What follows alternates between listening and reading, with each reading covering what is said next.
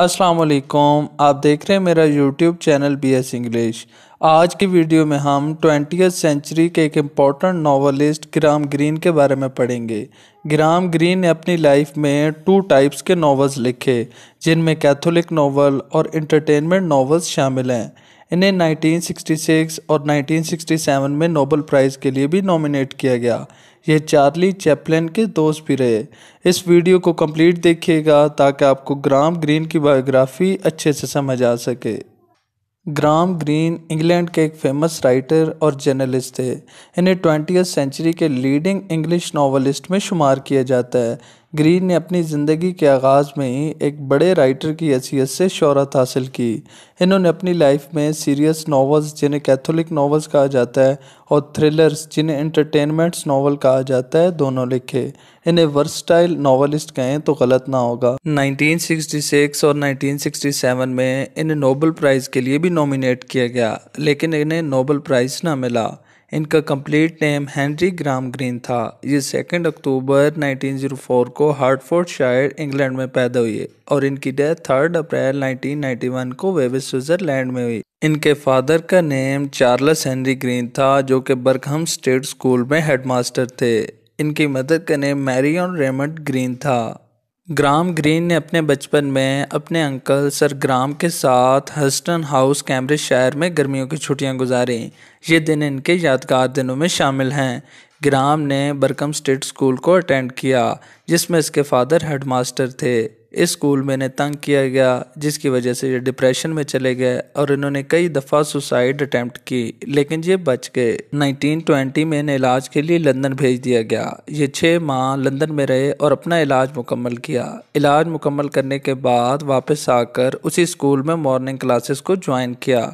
Green ने school magazine के लिए कई स्टोरीज भी लिखी। इन स्टोरीज में से इनकी एक स्टोरी जनवरी 1921 में लंदन इवनिंग न्यूज़पेपर में पब्लिश हुई। स्कूल कंप्लीट करने के बाद इन्होंने बैरियल कॉलेज ऑक्सफोर्ड में एडमिशन लिया और यहाँ हिस्ट्री पढ़ी। 1922 के दौरान ये थोड़े अरसे के लिए ग्रेट ब्रिटेन की कम्युनिस्ट पार्टी के मेंबर भी रहे। 1925 में इन्होंने अपनी ग्रेजुएशन कंप्लीट की। 1925 में ही इन्होंने अपना पहला पोइट्री वर्क बबलिंग अप्रैल पब्लिश करवाया। ऑक्सफोर्ड में स्टडी कंप्लीट करने के बाद ये कुछ अरसे के लिए प्राइवेट ट्यूटर भी रहे और फिर जर्नलिज्म की तरफ अपना रुख किया। जब ये जर्नलिज्म की फील्ड में आए तो इनकी मुलाकात एक लड़की वेविल डेरिल ब्राउनिंग से हुई। इनसे मुतासिर होकर ग्रीन ने रोमन कैथोलिकिज्म रिलीजन को ज्वाइन किया। 26 फरवरी 1926 को इन्हें बैप्टाइज किया गया। 15 अक्टूबर 1927 के दिन इनकी मैरिज वेविल डेरिल ब्राउनिंग से ST marriage church Hempstead north London में हुई। 1926 में ही ये लंदन शिफ्ट हो गए और 1926 से 1930 तक इन्होंने द टाइम्स के लिए कॉपी एडिटर के तौर पर काम किया। 1929 में इन्होंने अपना first novel the man with in लिखा। 1930 में इन्होंने द टाइम्स को छोड़ा और एक लिटरेरी मैगजीन द स्पेक्टेटर के लिए फिल्म क्रिटिक और लिटरेरी एडिटर के तौर पर काम किया। 1932 में इन्होंने अपना नॉवल स्टम्बोल ट्रेन लिखा। ये इनका पहला सक्सेस वर्क था। इस नावल को बुक सोसाइटी ने भी अडॉप्ट किया और 1934 में इस नावल पर एक फिल्म भी बनी, जिसका नेम ओरिएंट एक्सप्रेस था। 1940 में इन्होंने द स्पेक्टेटर मैगजीन को छोड़ा। 1940 में इन्होंने अपना novel the power and the glory publish करवाया। 1941 में इस नावल के लिए इन्हें हैवथॉर्डन प्राइज़ भी मिला। इन्होंने अपनी लाइफ में कई दूर दराज इलाकों का भी दौरा किया। 1941 में इन्हें अपनी बहन एलिजाबेथ की जानिब से यूके की एक सीक्रेट एजेंसी M16 में भर्ती कराया गया। ग्रीन की बहन एलिजाबेथ भी इस एजेंसी में काम करती थी। ग्रीन ने 1944 में M16 सीक्रेट एजेंसी से रिज़ाइन दिया। 1944 से 1948 के दरमियान ये एयर और स्पोर्टिस फूड के डायरेक्टर रहे। 1946 में ग्रीन का एक लड़की कैथरीन वाल्स्टन से अफेयर था। 1947 में इस लड़की की वजह से इन्होंने अपनी फैमिली को छोड़ दिया। इन्होंने डिवोर्स मांगा तो इनकी बीवी विवेन ने डिवोर्स देने से इनकार कर दिया और कैथोलिक की तालीमात के मुताबिक ये 1991 में ग्रीन की डेथ तक इनकी बीवी रहीं। 1948 में ग्रीन ने अपना एक और novel the heart of the matter publish करवाया। बाद में 1953 में इस नावल पर फिल्म बनी। इस नावल के लिए इन्हें James Tait Black Memorial Prize भी मिला। 1950 तक ये इस जनरेशन के सबसे अच्छे नॉवलिस्ट बन गए। 1951 में इन्होंने अपना novel the end of the affair लिखा। 1953 में इन्होंने अपना first play the living room लिखा। ग्रीन ने अपने नॉवेल्स को 2 कैटेगरीज में डिवाइड किया।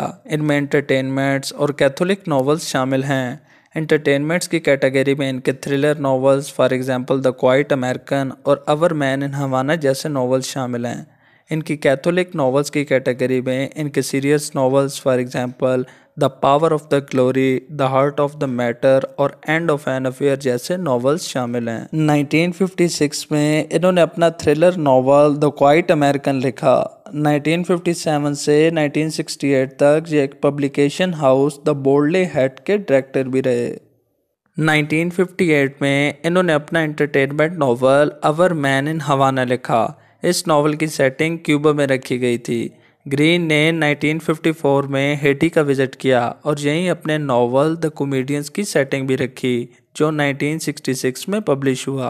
1966 में पैसों के मामले में धोखा खाने के बाद इन्होंने बरतानिया को छोड़ा और एंटीब्स शिफ्ट हो गए। 1966 और 1967 में इन्हें नोबेल प्राइज़ के लिए शॉर्ट लिस्ट किया गया, लेकिन इन्हें नोबेल प्राइज़ न मिला। 1968 में इन्हें शेक्सपियर प्राइज़ मिला। 1981 में इन्हें यरूशलेम प्राइज़ से भी नवाजा गया। ग्राहम ग्रीन के आखिरी 4 नॉवेल्स में the ordinary council, the human factor, Monsignor Quixote और द 10th मैन शामिल हैं। ग्रीन ने अपनी लाइफ में कई शॉर्ट स्टोरीज लिखी। इनकी फेमस शॉर्ट स्टोरीज में 21 stories, a visit to Morin और ए सेंस ऑफ रियलिटी शामिल हैं। ग्रीन ने अपनी ज़िंदगी के आखिरी साल विविड स्विट्ज़रलैंड में गुजारे। ये भी उसी कस्बे में रहते थे जहां उस वक्त के एक मशहूर डायरेक्टर चार्ली चैपलिन रह रहे थे। ग्रीन चार्ली चैपलिन के यहाँ अक्सर विजिट करते थे और दोनों बेहतरीन दोस्त बन गए। 1986 में इन्हें बरतानिया के ऑर्डर ऑफ मेरिट से नवाजा गया। 1991 में 86 ईयर्स की एज में लुकीमिया की वजह से इनकी डेथ हुई और इन्हें कॉर्सियस सेमेट्री में दफनाया गया। ग्राहम ग्रीन ने अपनी लाइफ में कई फेमस नॉवेल्स लिखे। इन नॉवेल्स की पब्लिशिंग डेट्स इनके सामने लिखी हुई हैं, आप चाहे तो इन्हें याद कर सकते हैं। इनके फेमस नॉवेल्स में the man within 1929, Stamboul train 1932, it's a battlefield 1934, journey without maps 1936, Brighton rock 1938, the lawless roads, the confidential agent 1939, the power and the glory 1940, the ministry of fear 1943, the heart of matter 1948, The Third Man 1949, Loser Takes All 1955, The Quiet American 1955, The Porting Shed 1956, Our Man in Havana 1958, A Burned Out Case 1960, The Comedians 1966, Travels with My Aunt 1969, A Sort of Life 1971, The Ordinary Council 1973 और The Human Factor 1978 शामिल हैं। I hope आपको Graham green की biography अच्छे से समझ आई होगी। मेरे चैनल को लाइक और सब्सक्राइब करें। मिलते हैं नेक्स्ट वीडियो पे। अल्लाह हाफिज़।